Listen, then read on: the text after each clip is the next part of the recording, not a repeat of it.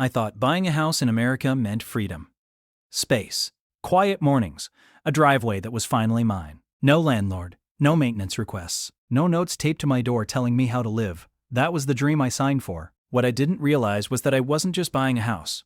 I was accidentally buying into someone else's power fantasy. Welcome to Story Vault Hub, where the biggest villains don't wear masks, they wear polo shirts, carry clipboards, and call themselves the HOA.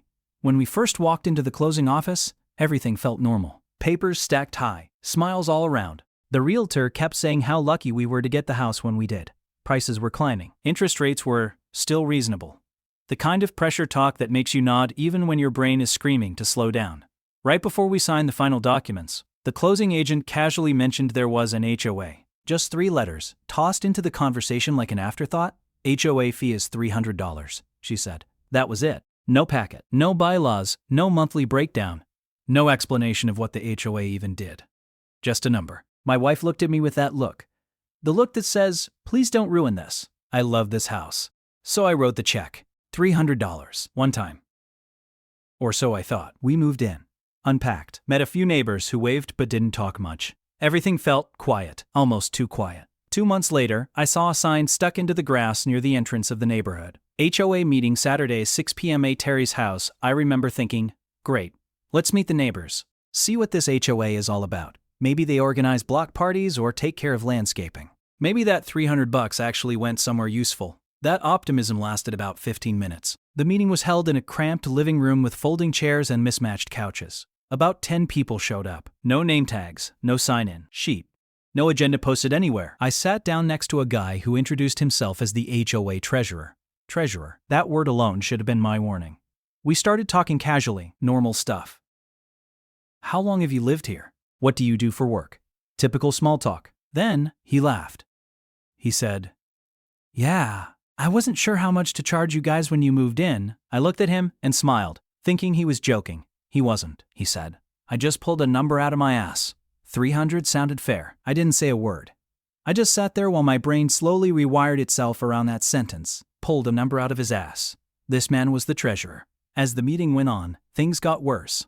Much worse. They started arguing about mowing the common area. I leaned forward expecting some big park or shared space. Nope, it was a strip of grass, maybe 20 feet wide and 200 feet long, right next to the road, touching one homeowner's yard, and instead of paying a service, they were debating which homeowner should mow it. For free. No reimbursement, no rotation schedule. Just awkward silence while everyone avoided eye contact. Then someone casually mentioned something that made the entire room freeze for me. Well, since this is voluntary, I spoke up immediately. Voluntary? Everyone nodded. Yeah, the HOA is voluntary. That's when it all clicked. This wasn't a real HOA. There were no mandatory dues, no legal authority, no enforcement power, no contracts binding anyone. Just a group of neighbors who decided to play neighborhood government. I waited until the end of the meeting.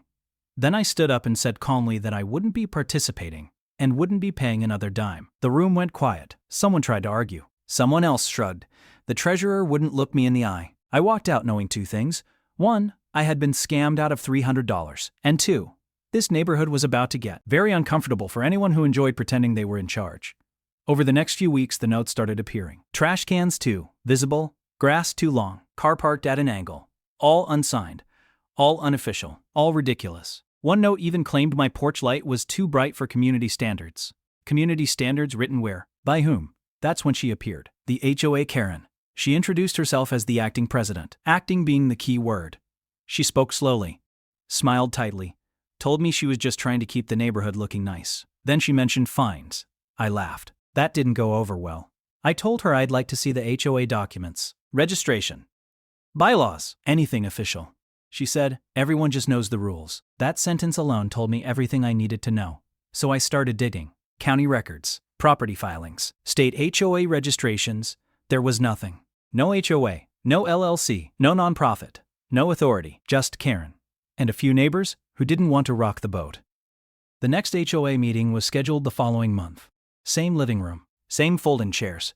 This time, I came prepared. Printed documents, highlighted sections, calm tone. Karen started her usual speech about standards, compliance, and community pride. I waited. Then, I stood up. I read directly from the county website. There is no registered homeowners association for this neighborhood. No legal authority to collect dues. No power to issue fines. You could hear a pin drop. Someone asked where the money went. Karen said administrative costs. I asked for receipts. She ended the meeting early. The Facebook group disappeared the next day. The notes stopped. Karen stopped waving, and my trash cans stayed exactly where I wanted them. That's when I realized something important. HOAs don't survive on rules. They survive on people not questioning them. And once you do, the whole thing falls apart.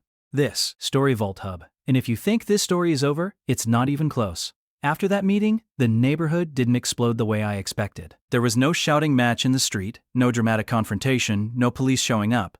Instead, something much stranger happened. Everyone went quiet. The people who used to wave stopped waving. The ones who used to pretend the HOA was normal suddenly found reasons to avoid eye contact. It was like I'd said something unspeakable out loud, and now we were all pretending it hadn't happened. But Karen didn't stop watching. I noticed her patterns almost immediately. She walked her dog past my house twice a day, always slowed down, always looked, always took mental notes, sometimes actual notes. One afternoon, I came home to find a bright orange paper taped to my door. Not in an envelope. Just taped. Courtesy notice. Courtesy my ass. It said my lawn edging wasn't uniform with the rest of the neighborhood and needed correction within 7 days. No signature. No contact info. No authority. I laughed out loud and peeled it off like it was junk mail. That was when I realized this wasn't about rules. This was about control. Karen couldn't stand the idea that someone had said no. That someone had publicly exposed the illusion she'd built. And people like that don't let go quietly. A few days later, another neighbor knocked on my door. He looked nervous, like he was doing something illegal just by being there. He leaned in and whispered that Karen had been collecting money for years. Small amounts. 50 here. 100 there. Mostly from new homeowners who didn't want trouble. He asked me if what I said at the meeting was true. I told him it was. He exhaled like he'd been holding his breath for years. Word spread slowly after that. Not in group chats or meetings. In driveways. While checking mail. While pretending to talk about the weather. People started asking questions. And Karen noticed. That's when she escalated. One morning, I got a letter in my mailbox. This one was typed. Formal looking. Used words like violation, assessment, and potential lien. It was laughable. Except for one thing. She put my address at the top like it was official. That crossed a line. So I did something she didn't expect. I didn't argue. I didn't confront her. I went back to the county office. I asked a clerk what happens when someone collects money under the claim of an HOA that doesn't exist. The clerk didn't even hesitate. That's fraud. That single word changed everything. I didn't want revenge. I didn't want drama. I wanted peace.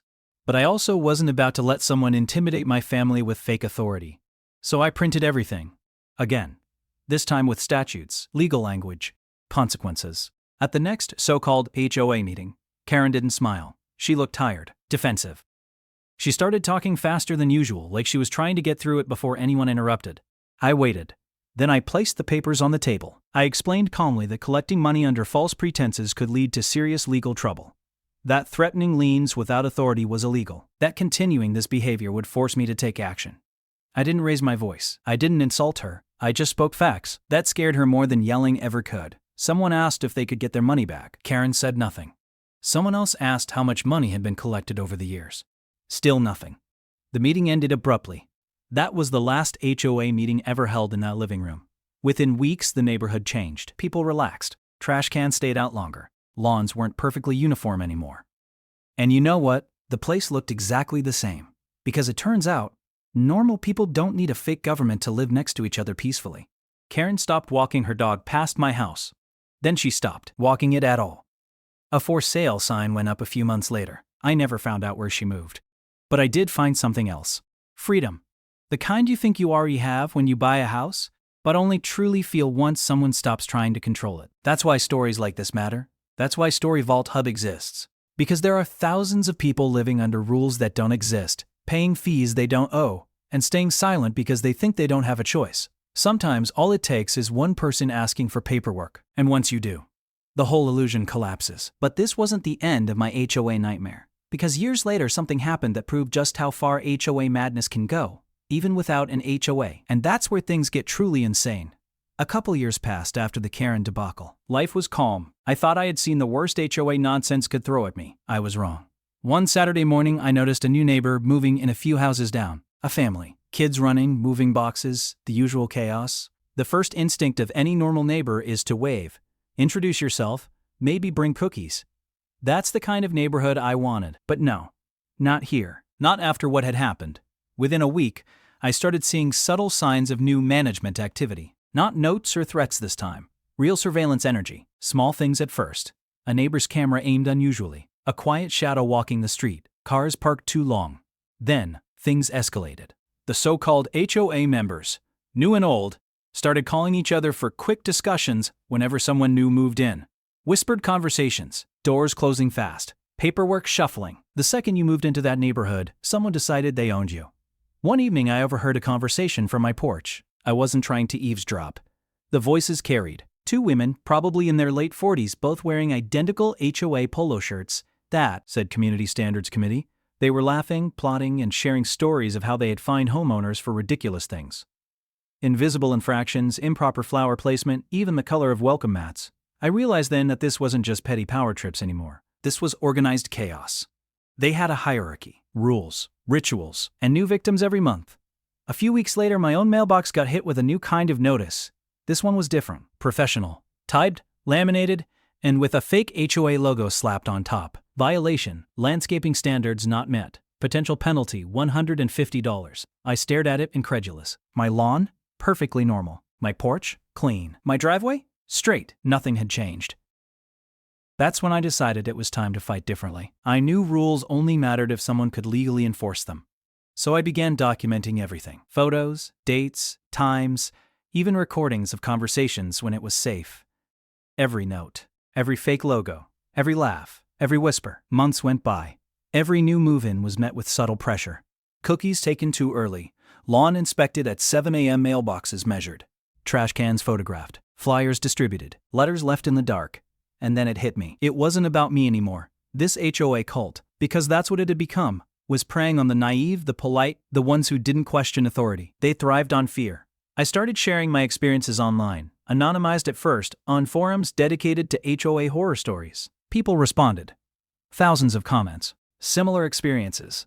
Stories worse than mine. Tales of legal threats, fines, and emotional manipulation. I realized this wasn't just a neighborhood problem. It was a national phenomenon. But the most insane part? Despite all their fake authority, they were vulnerable. Just a little truth exposed, a little documentation, and their house of cards collapsed. Every time someone asked for proof of registration or bylaws, the entire operation trembled. That's the secret most HOA Karens don't understand. One day, a new family moved in across the street. They were fresh, unaware. Karen's successor, another woman who had taken up the role of neighborhood dictator, went full throttle. Notes, threats, complaints, the usual nonsense. I watched. I didn't interfere. Not yet. I had learned patience. The law catches up faster than fear. And sure enough, within 2 weeks, the new family asked her for paperwork. That question alone cracked the facade. It was glorious. They backed down immediately. Threats vanished. Letters stopped arriving. And the new family looked at me and laughed, relieved. They finally understood. That's the key takeaway I wanted to leave viewers with, and what Story Vault Hub exists to show. HOA Karens, fake committees, and voluntary dictatorships only work as long as people stay silent. One question, one fact, one piece of truth, and it all falls apart. And yet, there's always a new Karen, a new treasure, a new voluntary HOA, ready to test the limits of common sense. That's why I keep this story alive. That's why I share every absurd note, every ridiculous fine, every shadow of control. Because the moment someone watches, reads, and learns, they're no longer a victim. I never went back to attending meetings, never paid a cent again, and the neighborhood slowly returned to normal. Grass got mowed when it needed mowing. Kids rode bikes freely. Trash bins lined the curb without fear. And Karen? Or rather, the concept she represented. She was gone, replaced by the universal truth. Fake power collapses under scrutiny. And every new HOA wannabe eventually learns that Story Vault Hub exists, that stories get told, and the world watches. Because in the end, it isn't about paying dues or following invisible rules. It's about recognizing manipulation, standing up calmly, and refusing to be intimidated. That's the lesson every homeowner should know. That's why this story isn't just mine. It belongs to everyone who has ever been told. Because I said so. And it's HOA rules. And trust me, there are plenty more stories just like this one. Stories that start small, with a note on a mailbox or a complaint about your grass, but spiral into full-blown neighborhood absurdities that no one sees coming. Stories that show the ridiculous extremes people will go to just to feel in control. Stay tuned, because at Story Vault Hub we don't just tell HOA stories, we expose them, laugh at them, and show you exactly how to survive them. Time passed, and the neighborhood settled into a strange equilibrium. The fake HOA members still existed, but they had learned a lesson. Authority is meaningless without facts, and fear has limits. I kept documenting, keeping my evidence ready, mostly as insurance. You never know when a new Karen might pop up, thinking she could reinvent the old chaos. Then one summer, the ultimate test came. A new developer bought a small parcel of land nearby and tried to introduce a formal HOA across our block, promising strict rules, fines, and mandatory fees. Flyers arrived at every mailbox. Emails, texts from unknown numbers claiming authority. People started panicking, asking neighbors what to do. Some wanted to comply just to avoid trouble. I stepped in, calm, collected, with all my notes, screenshots, and copies of the county registration laws. I held an informal neighborhood meeting on my porch, no invitations, just people showing up out of curiosity. I explained in simple terms what they were trying to do, the legal requirements for an HOA, and how easy it was to be misled if you didn't ask questions. The reaction was immediate. People felt empowered. They asked questions. They demanded proof. They refused to hand over money. Within a week, the developer's attempt collapsed. Flyers vanished. Emails stopped. Threats didn't exist anymore. It was satisfying. Not just for me, but for the entire street. That moment cemented what I had learned years ago. Knowledge is power, and awareness is freedom. A real HOA requires paperwork, legal authority, and transparency. Anything less is a voluntary power trip that only thrives in fear and ignorance. Looking back, the original Karen, her treasurer, and all their faux committees were the warm-up. They were the practice round, a lesson in patience, observation, and strategy. By the time the neighborhood faced a serious attempt at control, we were ready.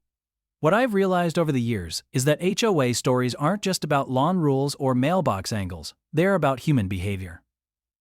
The need to control, the fear of being questioned, and how ordinary people, when armed with knowledge, can dismantle that control completely.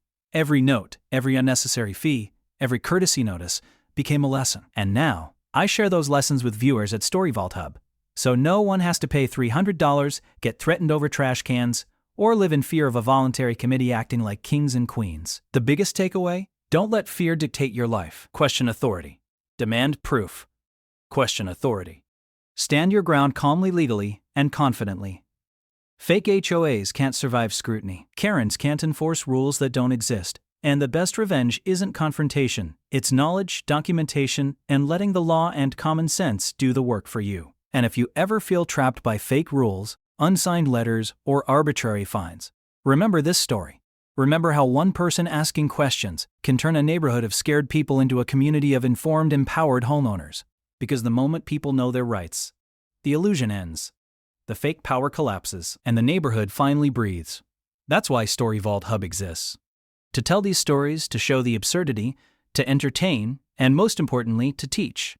So the next time someone hands you a notice, claims authority, or tries to bully you with invisible rules, remember this story, check the facts, and never let a voluntary HOA dictate your life. And for those watching, if you enjoyed this story, you know what to do. Like, subscribe, hit the notification bell, and stay tuned, because Story Vault Hub has more outrageous HOA drama coming your way. Remember, every street has its Karens, every neighborhood has its petty rules, and every homeowner deserves to know the truth. The streets are quieter now, but the stories live on. And they'll keep coming, one HOA nightmare at a time.